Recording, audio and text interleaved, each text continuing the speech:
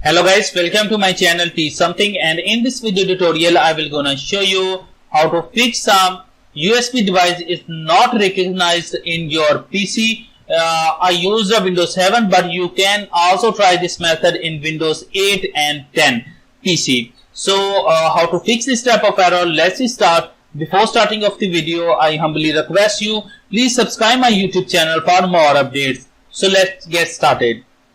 Okay guys, first first of all, you can change some settings in your PC. The first is that go to your desktop and on my computer right click and go to your manage.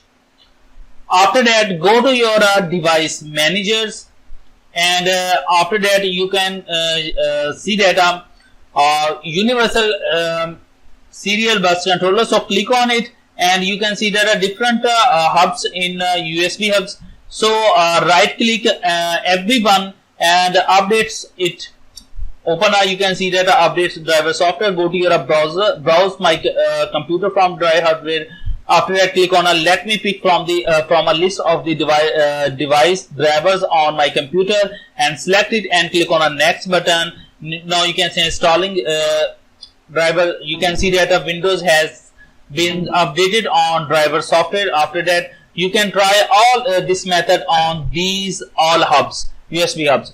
So after that go you can go to your second options. You go to your control panel, and after that you can see this view of control panel. Then you can go to your large icons, and after that click on folder options. Now you can see that a new pop-up window is open, folder option. Go to your view sections, and after that you can see that option hide empty driver in the computer folder. Now uncheck it and apply and click on OK button. So guys, after that you can try you can change the third setting, that to go to your start menu, and in the search box type power options. Okay guys, go to your power options, and after that click on change plan settings. After that you can see that option change advanced power settings. Now click on it.